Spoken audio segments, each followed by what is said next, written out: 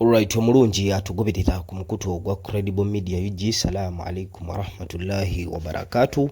Ganja Fadge manya tubebaza okulika nti mutambula naffe nabwe kityo tubasaba okusubscribinga okulikinga wamu n'okusharinga content waffe.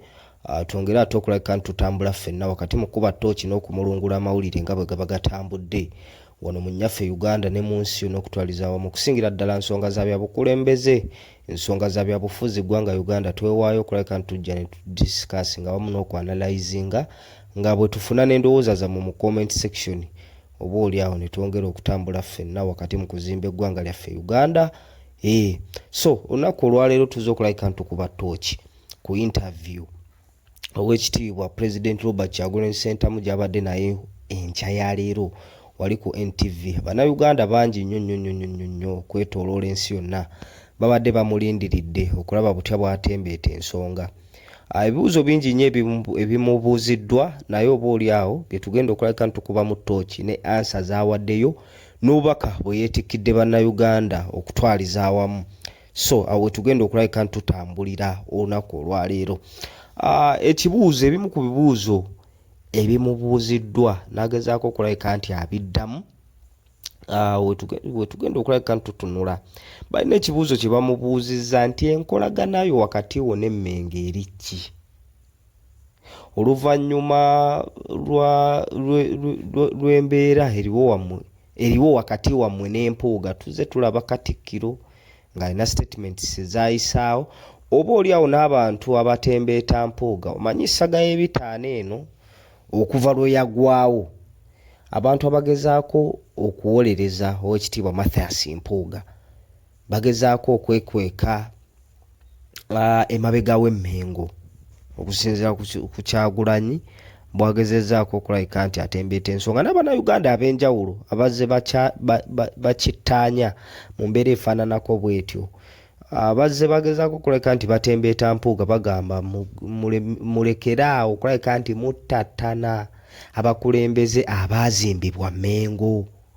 Abantu nga kye beebuuza abakulembeze abaazimbibwa Emmengo Nazzikuno be bakulembeze be twali tulabamu ekifaananyi eky'obwerufu ng'era omukulembeze yenna Ssaabasajja Kabaka bw'amukusindikira. Omanyi omukulembeze ateekeddwa Emmengo Ssaabasajja Kabaka yabaamu tusindikidde otusaavinga into active politics. Ffenna twali tukimanyi bulungi nti abantu abo baba beerufu era bwe bapreachinga baba bakakamu, baba bamanyi ebintu by'obukulembeze, tebakozesa lulimi luvoola wakati mu kuuma ekifaananyi ky'Obwakabaka oba ekifaananyi ky'Emmengo. Kakati Oweekitiibwa Robert Kyagulanyi Ssentamu agambye mulekeraawo okwandamayininga oba okulimitinga struggle y'ekibiina ki National Unity Platform. Ekibiina ki National Unity Platform kiri beyond Mmengo oba kiri beyond Bwakabaka. Kyakubiri n'agamba ate muleme kukakkanya Bwakabaka bwaffe nga mugezaako okulabika nti mubuteeka ku level ya politics w'e Uganda. Obwakabaka institution nnene nnyo okusinga politics gwe mugezaako okulabika nti mubwekukuutirizaako olw'ensonga nti abakulembeze baba nga baava Mmengo ne bajja ne beetaba mu by'obukulembeze by'eggwanga lyonna okutwaliza awamu ne bakola ensobi zaabwe. Okitegeera? Temubeekukuutiriza na Mmengo, ziba nsobi zaabwe ng'abantu. Okitegeera? Kyakubiri, nze ndi Muganda. Kyagulanyi olwagezaako okulabika nti addamu n'amubuuza ebibuuzo. Ndi Muganda ate Abaganda ffenna twenkana. N'agamba nti Oweekitiibwa Mathias Mpuuga Muganda nga nze si Kabaka era bw'akola ensobi tuba twetaaga okulabika nti tujoogerako. Ate mutuufu bw'okiteeka mu bwongo obwo n'ogezaako okulabika nti okimulungula. Oba oli awo omukulembeze avudde Mmengo wali ate n'akola oba oli awo ffenna bye tulaba nti bitattana ekitiibwa kya Mmengo. Ate oyo tumugambeko nnyo naddala ffe Abaganda okulaga nti ezo empisa si zaffe si zaamuffe. Kuba omukulembeze bw'ava Mmengo nga munene ate n'akola ebiri controversial n'ennono za Buganda kuba Obuganda tebusomesangako buli bwanguzi buli ake na bulabbayi. n'ebikolwa byonna oba oli awo ebitali birungi Obuganda bubivumirira nese kuvumirira yenna. Sabakulembeze ati abagamba nti bazimbibwa Mmengo bwe bakola ebintu byonna ebiri controversial n'ennono zaffe, abo tuteekeddwa bagambako naddala ate ffe Abaganda okusigira abantu ba community endala ekifaananyi ekirala nabo ekibuganda oba oli abyetambulirako n'ebyekkiririzaamu mu mbeera ezifaananako bwe zityo. So Wakitiibwa Robert Kyagulanyi Ssentamu era agambye bantu bangi nnyo abeekweka Emmengo awo oba oli awo ne bakolerayo ensobi zaabwe, abantu bwe bamala obbagwamu ate ne bazzaayo omutwe Mmengo ebabikkirire. Kye kimu n'ekkanisa ey'Abakatuliki kuba Kyagulanyi Ssentamu agambye nze ndi musajja Muganda ate ndi Mukatuliki. Naye ate tulinayo abantu abalala be tulaba nga nabo basajja Baganda ate era nga Bakatuliki ne bakola ensobi zaabwe ne baagala ekkanisa ebabikkirire, Ekereziya ebabikkirire olw'okuba nti Baganda ne baagala nti Mmengo ebabikkirire. Naye ng'ezo zonna institution ze baagala zibabikkirire zivumirira ebikolwa ebiba bikoleddwa abantu bano. So abantu abo baba balina ku exposingibwa nga bo bwannamunigina. Ne tutatunuulira Ekereziya mwe beekwese, ne tutatunuulira mizikiti mwe beekwese, that is when nga Basiraamu. Ne tutatunuulira kingdom mwe beekwese, oba Basoga nga baabitiibwa e Busoga, oba Baganda nga baabitiibwa mu Buganda, oba Bakonjo nga baabitiibwa e Rwenzululu. Bwe bakola ensobi zaabwe ziba nsobi zaabwe ng'abantu. Ekibiina ki NUP kibiina kya ggwanga lyonna, Robert Kyagulanyi Ssentamu ayanukula.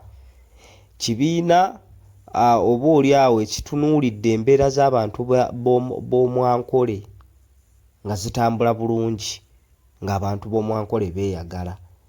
Kibiina ekitunuulidde embeera z'abantu b'omu Busoga ng'ebintu bitambula bulungi, abantu b'omu Mambuka, abantu b'omu East yonna Mbale wa. So NUP mulekeraawo okwagala okugirimitinga ng'ekibiina ky'omu Buganda.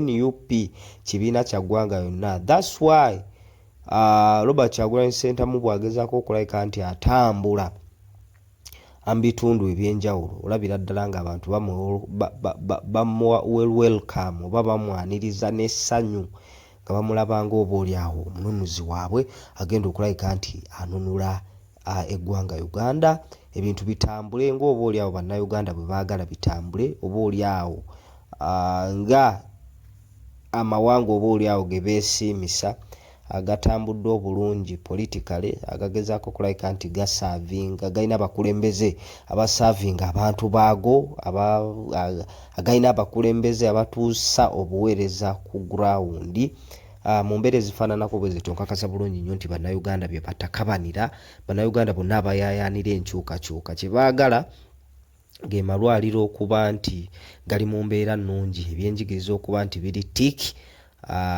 enguudo kulabika nti kakeeka, enguudo nga nnungi nnyo, oba oli awo kiwe n'omwagaanya abalimi n'abantu aba bizinesi ez'enjawulo ebyamaguzi byabwe okuseeyeeya bituuke mu butale. Bwe baba balimi kye baagala bwe butale okuba nti we buli obw'ebirime byabwe wano mu Uganda n'ebweru waalyo. Bintu Bannayuganda bye baagala byebyo gavumenti byeteekeddwa okulabika nti ebakolera. Kyakubiri, tebaagala bintu byonna era tebalina nsonga lwaki bavuganya gavumenti eriko abo abavaayo okusitula amaloboozi gaabwe, wabula baagala buweereza oba oli awo bwe balaba ng'eno gavumenti tebatuusizzaako. Oweekitiibwa Robert Kyagulanyi Ssentamu abadde afundikira alina obubaka bwe yeetikkidde abantu b'e Uganda okusingira ddala abavubuka nti mulina okurisinga up, mulina okuvaayo ne mwogera. Ekyokulabirako kya ggwanga lya Kenya, buli abavubuka we munaasirika nti tebinkwatako, future yo gy'oba ottattana. Abavubuka kati nabo bazadde abaana abo mwagala embeera gye muwangaaliramu nabo gye banaawangaaliramu. Mujja kuba n'abazzukulu. Uganda tekoma ku bavubuka kati baliwo. Muli bavubuka leero, enkya mugenda beera basajja bakulu, ate ng'abaana be muzadde be bavubuka. Kati gwe embeera mw'otambulidde sikakasa nti mweyagala omwana we atambulire oluvannyuma lw'okusoma ng'emirimu tewali, embeera yakwetetenkanya, embeera yakweyiya. So Oweekitiibwa Robert Kyagulanyi Ssentamu abasabye musitule amaloboozi muveeyo mulabike nti musiiga ekifaananyi eggwanga lyammwe mwagala kitambulire, mwekalakaase peacefully nga tewali bumenyi bw'amateeka bwe mumenye. Okwekalakaasa kukkirizibwa mu constitution y'eggwanga.